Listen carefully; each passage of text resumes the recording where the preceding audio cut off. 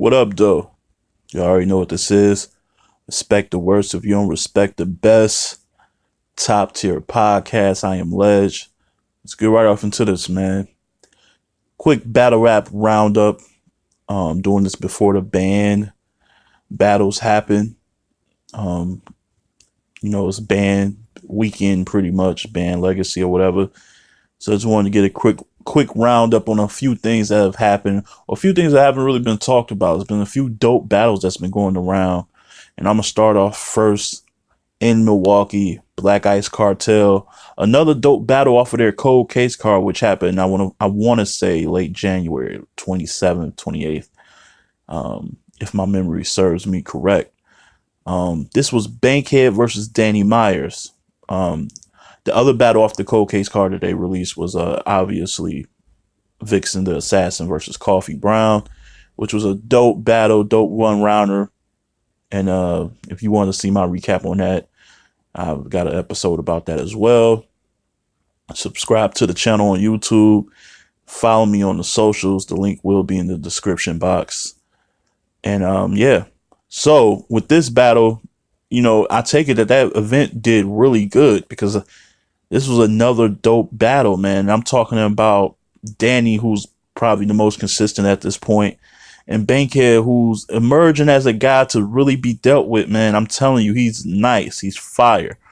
I understand a lot of people may get a little bit turned off by his reaction to his own bars because nobody feels as confident and as energized about their own material as Bankhead is with his face reactions and things like that, and the way he moves around and glides. DME likes to say he glides, but yeah, that's pretty accurate. So right off into this battle, man, the intensity for this battle during each other's rounds was so high, and I loved it. It was high, it was intense, but I never got the inkling that they was going to fight anything. That's like the perfect level of intensity that I want. Screaming at each other, barking on each other, telling each other, you know what I'm saying, it's not enough. I love that. The crowd was amazing as always at Black Ice. Like I said, I feel like their crowds always treat the visitors with respect and react to their bars when it's just due. So yeah, right off into this, as always, I don't give away material because, again, man, like that's not for me to do. I'm not a battle rapper. Like if I'm saying the lines, it might not hit to you like, oh, that didn't sound fire. But then when you listen to the battle, you're hearing actual battle rappers say their own material and it's going to sound fire. So I'm gonna let y'all just watch the battle and hear the material, how it's supposed to be displayed. Right. So, but I can't give you the ins and outs of how these rounds went. Bankhead goes first. He comes out the gate cooking. Man. What I liked about his first round was he didn't really waste time. Usually what I notice in these battles that are big for one person, like this is a big look for Bankhead, but usually what I notice in this is like these guys who are just starting out want like to build a story kind of right away, build some type of momentum before they start punching. He didn't really do that. He kind of came out swinging, which I like. You don't waste any time with these vets, man, because these vets know how to close out a round. So you got to kind of jump out on them early. You feel what I'm saying? Like you can't just waste time. And Bankhead wasted no time and he was punching out the gate. I like his buildups are a bit unorthodox because you never know if he's going to come around to his initial point. But when he does, it all makes sense and it all ties in together. He did that basically throughout the whole first round. He had this premonition line. Oh, it was cold. That premonition shit was fire. And yeah, high energy. Like I said, people were saying the crowd was gassing him, but that the same crowd that was on his side going crazy over his lines was going crazy over Danny's shit too. So was it gas on Danny's side too? They showed him love as well. It was a really strong first round. Very few dry spots, man. Very few dry spots and very little filler.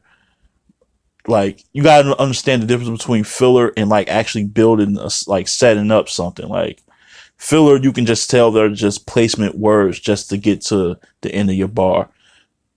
Build up is when you're like telling the story that's all going to make sense in the end. You know what I'm saying? So Bankhead was really doing that really well. but he wasn't overly building up bars. Like it wasn't, I still would consider him 4-bar setups to a degree. Um, but he was in his bag, man. First round, he was cooking Danny. And like I said, it was intense. They was in each other's face. I thought he rhymed really, really well. And that first round was strong and it was tough to beat. Like when I say tough to beat, if I had to scale it on a 1 to 10, I feel like if a dude giving you a 8.5 or 8 material wise, that's tough to beat. I mean, you got to be a 9 or better. You know what I mean? Like, so it's tough to beat. So that's what I gave Bankhead. Not that I'm like scoring it that way, but I'm just giving you an example. Danny comes out flames, straight flames. His rebuttal, dope. He had a rebuttal in there, I believe, in the first. I know he had one in the second, but I think the one in his first hit harder. It was a Jamie Lee Curtis punch or rebuttal to a punch that Bankhead said, which was fire. Like it was like this whole Halloween theme shit that Bankhead said, because Danny Myers, Michael Myers, Jamie Lee Curtis, like he had this whole thing going. Like that was like that was probably one of his first opening punch. And then Danny came with a rebuttal that I don't think it got enough reaction to deserve. I thought it was dope. And then the thing about this battle, like the foreshadow and to kind of like give you a sense of where I'm going with this battle, Bankhead kind of suffers from his name being Bankhead because they can just flip your name so much.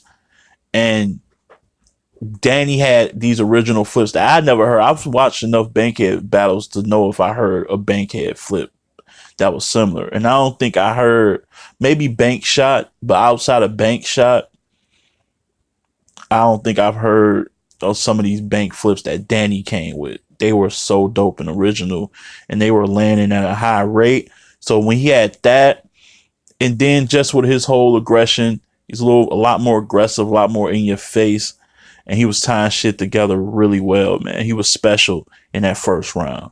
And he had to be because, like I said, Bankhead brought it. So I edged Danny the first. And what you'll notice in the second and third round is pretty much the same shit. Like, Bankhead was really good, but it was hard to go against a veteran who had the stamina, the staying power. Each line hits. And if one doesn't hit, the next line certainly will with Danny. It was just and I feel like Danny like performs and maybe writes on an increase, like as the round goes longer, he builds up, he gets even more and more fire. It's like a running back in football who keeps getting carries. Like they get better after the 20th carry than they were maybe their 5th or 6th. Like they just start getting to a groove. Whereas Bank Shot was a little bit spotty in the second, but from that middle on in, he was fire. And I think some things were getting slept on, but also sometimes sometimes you can overperform something. Like maybe his performance sometimes with Bankhead gets in the way of his material. What I mean is he can accentuate something and leave it there and then just start regular rapping. And then when he goes to the punch, he gets back, aggressive and loud. But you kind of lose what he said in the middle to see how did it fit and how it ties in. So he can pace himself better, enunciate a little bit better, and make sure we're hearing every word. Because when he's bouncing around, a lot of times he's talking and he's rapping, and he's bouncing around. And it's really kind of hard to make out what he's saying and how does it fit. But he was still dope in that second round. Danny was a little bit better than him in that round. That was probably the closest round to me because Danny was really good in that second, but he wasn't as good as his first. I liked his first a lot better. And it was a close round. And then the third was where the separation was. I felt like Bankhead was kind of just losing a lot of his steam, a lot of his momentum. And Danny kind of just took it home with a lot more bank flips and a lot more real talk. Took some shots at Clean, or was it QP? He said QP. I can't remember if it was Clean or Quantum, but he took shots at them. They both represent Black Ice, so anyway, it was a shot. So Yeah, man, he kind of got the third pretty handily. If I was looking back on it, I watched it twice, and I felt the same way coming out both times. That the first round was close, the second round was closer, but the third was where the separation happened. But I do got Danny winning every round. But it was a really good battle, and Bankhead was really exceptional, man. Like he, I'm hearing he's on the band. He's in one of these band battles, so hopefully he does work, man. He carries that momentum into this battle, and like he becomes the veteran in this case. You get what I'm saying? Like he becomes the vet. So that was a fire battle. Black Ice, salute. Great job as always. Moving right along. Rap Grid had they was covering this battle in Atlanta. Atlanta versus everybody. I was watching Rum Nitty versus Nestle. That shit was epic. I just love guys who can just really rap. Nestle can really rap. He can really rap and still punch. That's really hard. Like Daylight can do it. He can rap, but he can still punch. There's only a few that can really rap and still punch like your classic punchers who just set up shit just for the punch. Like Nestle can do that. You know what I'm saying? And I see why he stumbles sometimes, because the rap like that to get to fit all that in is very difficult to like deliver a lot, man. Like he is dope. But Rum was just on one. Rum was on one, and it's pretty much the same as Bankhead and Danny. You just someone was a little more seasoned at being, dope. Like somebody was just more seasoned at them at doing this battle rap shit. Somebody showed a little more that they're a little more war ready. But I will say you can't argue Nestle won the second. Looking back at that second round, you can't argue he won that. It was a dope round by Rum, but the Rum first was crazy. Nestle was cooking in the first. You can tell that he was like, okay, he was prepared. I thought Rum clearly got the third, but the second is where I don't think it was. I actually gave Rum the second. I actually gave Nestle the second round. I thought his lines were dope. The hot box line, he had a couple lines in there, man. The Stone Cold with he was barring Rum up. Even Rum had to shake his head like, this is cold, man. And like his wordplay, Ness wordplay is up there. It's elite. He need more looks, man. I just seen Disaster talking about he's willing to do a one rounder with somebody and who she, do one with. I think Nestle deserves that shot, man. Ness deserves that. I think he a cook diz too on the key, on the low skis. But that's my take on that battle. I'm pretty sure a lot of people have seen that battle though. Like I said, the band battles. I will be having this list up. It's top 10 battles that I want to see this year. And when I made this list, it was based on matchups that I think are possible to happen. Like it won't be a lot of negotiation that's going to be had. Nothing that's unrealistic. You know what I'm saying? Like I didn't involve Mook in none of these because he battles like once every 3 years. I ain't really had that time. I didn't add Lux in. I also spanned from different leagues. It's not all URL based. It's Black Ice. It's URL. It's some guys who are not under contract with anybody who I can see on multiple leagues. So when I say John, he could be on URL. He can be on his own league in Bullpen. He could be on RBE. He can be on KOTD. He can be anywhere. He can be over there in Premier Battles on Shotty's league. So I wanted to add battlers who had the freedom, who could really maneuver. And I also want to add matchups that may be exclusive to one league. Like maybe a Premier Battles can have this league. Can have this battle. Maybe Black Ice can have this battle. So I was trying to be a little more versatile. I also incorporated a women's battle that I would like to see happen. Showing love to the ladies. So yeah, look out for that coming out next week, sometime next week. If you don't know my pattern, you get at least one. You get at least one episode a week. I try to do 2. Sometimes it might be 1, right? But I just think a top 10 list of battles I will want to see this year. I think I'm gonna do a top 5 honorable mentions. you know, because I feel like it's going to be a lot left out. There's going to be some names that people want to see that I just left out because I couldn't really match them up with somebody that I would want to see them matched up with. So there's no shade to them. It's just like, damn, he battled this person already. So now there's not many people left for him that I would want to see him battle this year. You know what I'm saying? Maybe next year or maybe not at all, but definitely not this year. So yeah, look out for that. I want to shout out Black Compass Media and Black Compass in general. I've been rocking with their Discord a little bit. Got some cool cats up in there, man. They be doing their thing, real knowledgeable about the sport. I want to thank, you know, a few of them guys who subscribe to the channel. Thank everybody who's subscribing to the channel and getting the name out there, whether it be Black Compass, whether it be Let's Talk Battle Rap Podcast, who always showing me love and retweeting my stuff. Whether it's Black Ice, who shows love, RBE shows love sometimes, you know what I mean? It's really appreciative. All of my homeboys, Ro, Drew, everybody, you know what I'm saying? I appreciate the love. Like I said, be on the lookout for that top 10 list. I'm always taking questions. Y'all have questions y'all want to ask me on Twitter at Podtier, PODTIER. Follow me, and I will be bringing back the Q&A segments where you can ask me a question on Twitter and I'll respond to it on my podcast.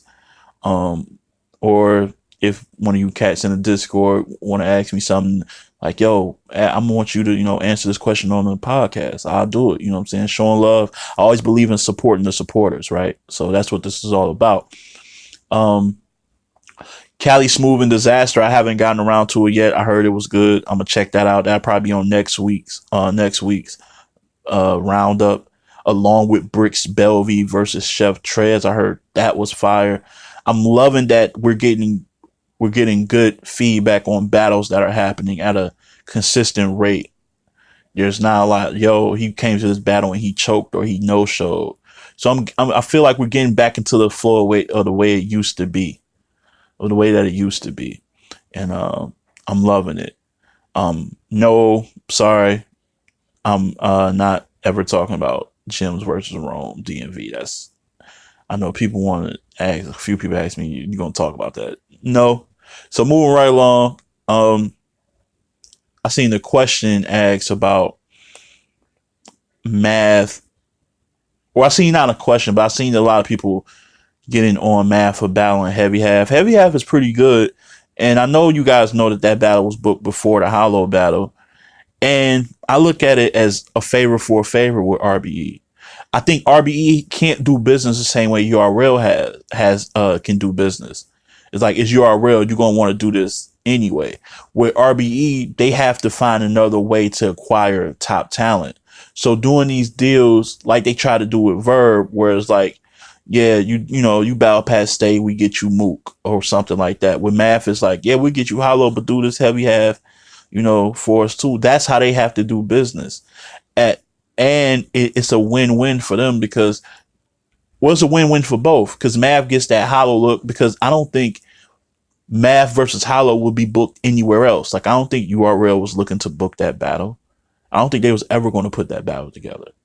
And I don't see no other league booking that battle. So he had to play ball with RBE. That was the place that it can only happen at. So they're giving him that look. Mav versus Hollow, because I don't think Math and Mook was ever going to happen unless he had another top tier name on his resume that people respected, that he did well against. So RBE provided an opportunity for him to showcase that he can be elite against the big names. So now Mook is sort of a possibility, right? So in that, you get this deal with the league where, look, we put you back on the map, help one of our guys out that we run with, and help get his profile up, build his profile up. And people are saying, yo, it's a risk. If Math wins or loses that battle, it's irrelevant to him not getting a big name. I don't think that's going to be the end all be all, because win or lose, he's still going to get the guy he wants to get if they want to dance. I believe so. Because look, man, Verb lost pretty bad to me to Pat Stay, and Mook and Verb was already booked. Like I'm just saying, it's not going to be in the world if he doesn't show up against Heavy Half. It'll be a little disappointing and underwhelming that he can't carry the momentum, but I don't look at it in terms of him not getting a battle that he wants. I think you got to take that Hollow battle, that win, that 3-0 win, clearly to me for face value and know that it was legit. I don't think Mook will battle him though. And here's why. Mook won't battle him because to me, Math is at his best when he can angle, when he got angles and personals against you. If you look at his third against Rex, very personal. He knew him very well. That was a real angle. You've seen what he did versus Hollow. They had personal history. Excuse me. I think when he's at his best, so the Mook is where all this shit stemmed from, as far as his shit with Rex and things like that. I think Mook knows that. Like, I don't think he wants that. Like, Mav probably been writing for Mook for years. Or he's probably been like jotting here and there for years. So I'm not seeing that battle happen. But I like, again, RBE is doing business the way they have to do to get their name up. They can't go out and just be like, yo, we want you, you, and you battle here. It's not like that. You know, they got to have a whole different strategy when booking their events. So I understand how the game is going. That's how it is. I'm going to get out of here pretty early, man. I want to thank everybody for tuning in. Love y'all, man. Y'all guys are great. Once again, follow me on all the socials, which is only 2. I'm on Instagram and I am on Twitter. So link is in the description here on YouTube. I'm also on all the streaming platforms. So if you just want to holler at me on the audio, just listen to me on the audio and go to work, go to lunch, hang out, listen to me there, iTunes, Spotify, Castbox, etc. It's been great. And as always, keep it battle rap. Love. Yo, want to talk to you real fast about Anchor, all right? Anchor is a one-stop shop for recording, hosting, and distributing your podcast. Best of all, it's 100% free and ridiculously easy to use. And now Anchor can match you with great sponsors too, so you can get paid to podcast. That's pretty dope, right? All you have to do is go to anchor.fm/start. Once again, that is anchor.fm/start. You'll get acclimated. Look, man, on here, there's podcasts for literally everything. Food, movies, entertainment, health, fitness, you name it, they got it. So why don't you come on in, grab a seat, and start podcasting soon.